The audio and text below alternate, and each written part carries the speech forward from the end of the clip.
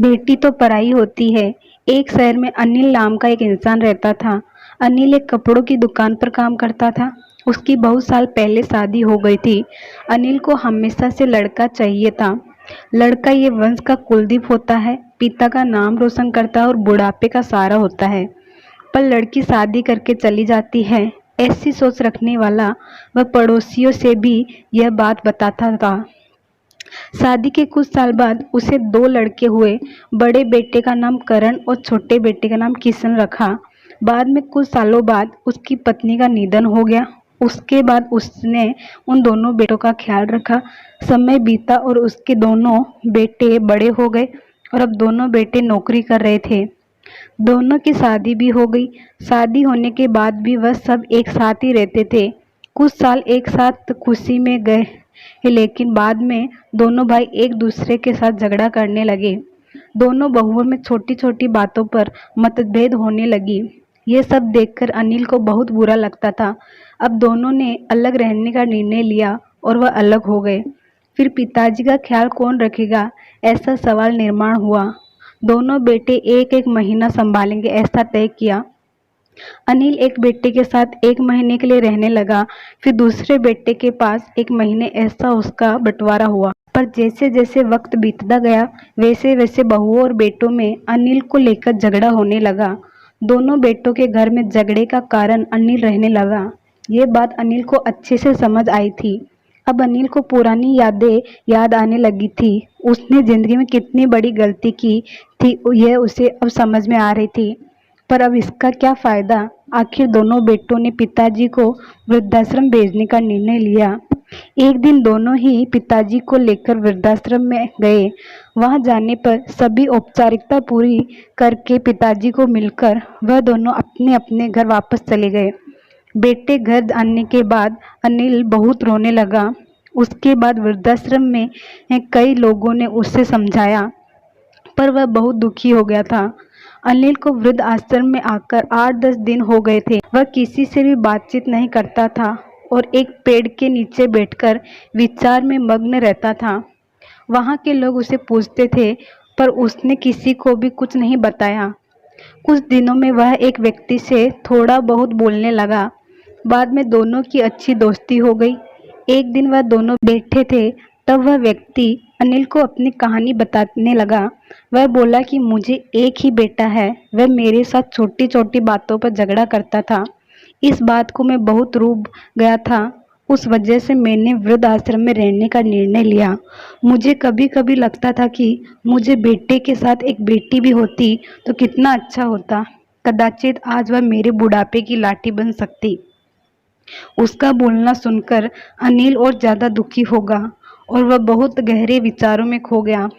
अनिल को दुखी अवस्था में देखकर उसके दोस्त ने अनिल से पूछा, आप क्या सोच रहे हो? आपके सामने देखो, उस दिखने वाले दो व्यक्तियों में से हमारे वृद्धाश्रम के मालिक है। उसका नाम कैलाश सेठ और दूसरी उनकी बेटी है, उसका नाम आराध्या है। वृद्ध आश्रम का सारा काम उनकी बेटी संभालती है। कैलाश सेठ इनको एकमात्र बेटी थी। बेटी माँ और पिताजी से बहुत प्यार करती है। उतना ही प्यार वह वृद्ध आश्रम के हर एक व्यक्ति से प्यार करती है। अनिल सिर्फ उसकी तरफ देखते ही रह गया और उसका मन और भी ज्यादा दुखी होने लगा। रात होने लगी थी। हर एक वृद्ध अपने अपने रूम में जाने लगे। अनिल भी उसके रूम में जाता है।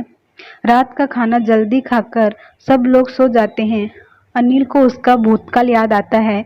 अनिल की शादी होने के बाद उसे पहली बेटी हुई थी। उस वक्त उसे बहुत गुस्सा आया था। पत्नी के मना करने के बाद भी गुस्से में उसने बेटियों को उठाया और दूर जाकर उसे वहां छोड़ आया। पर अब पश्चाताप करने के सिवाय रास्ता भी नहीं था। अनिल को रात भर नींद नहीं आई। दूसरे दिन वृद्ध आश्रम में एक छोटा सा प्रोग्राम था। हर एक जन जल्दी उठता है और अपने अपने काम में लग जाते हैं। दोपहर को सब लोग हॉल में एकत्रित हुए। कैलाश सेठ और आराध्या भी आए। वहां पर प्रोग्राम चालू था। तब कैलाश सेठ का ध्यान 2-3 बार अनिल की तरफ गया। अनिल उनको बहुत उदास बैठा हुआ दिखा। उनको लगता है कि शायद उसकी तबीयत अच्छी नहीं होगी। प्रोग्राम खत्म होने के बाद वह अनिल से बात करने के लिए उनके पास जाते हैं। वह अनिल को दुखी होने का कारण पूछते हैं। तभी अनिल बहुत रोने लगता है और थोड़ी देर बाद वह अपनी पूरी कहानी उनको बताता है कि मुझे भी पहली बेटी हुई थी, पर मुझे बेटी नहीं चाहिए थी, इसलिए मैं गुस्से में आकर उसे छोड़कर आया। आज जब मैंने आपको आपकी बेटी के साथ देखा तो तभी मुझे समझ आया कि बेटी कितना प्यार करती है।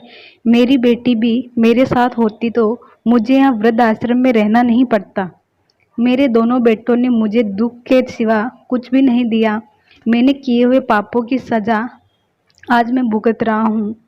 अनिल की सब बातें सुनकर कैलाश सेठ को मन में बहुत दुख हो रहा था। दुखी होकर वो अनिल को बोलते हैं कि ये मेरी बेटी नहीं है, मुझे नदी किनारे मिली थी। मैं उससे घर ले आया और बहुत प्यार से बड़ा किया। मैं और मेरी पत्नी उससे बहुत प्यार करते हैं और वह हम दोनों से भी उतना ही प्यार करती है। पूरी कहानी सुनने के बाद अनिल बोलता है कि मैंने मेरी बेटी को भी नदी के किनारे मंदिर के पास छोड़ा था। यह सुनकर कैलाश सेठ को थोड़ा गुस्सा आया और वह वहां से निकलने ही वाले थे। तभी उसी वक्त वह अनिल को पूछते हैं, आपकी बेटी का बर्थ मार्क वगैरह आप बता सकते हो क्या? अनिल ने तुरंत जवाब दिया, हाँ बता सकता हूँ। उसके बाएं हाथ पर और पैर पर एक एक उंगली ज्यादा थी। यह जवाब सुनकर कैलाश सेठ को विश्वास होता है कि आराध्या उसी की ही बेटी है। यह सब सुनकर कैलाश सेठ वहां से चला जाता है। वह चले जाने पर आराध्या वहां पहुंचती है और वह अनिल को बोलती है कि मैंने आप दोनों की पूरी बात सुन ली है।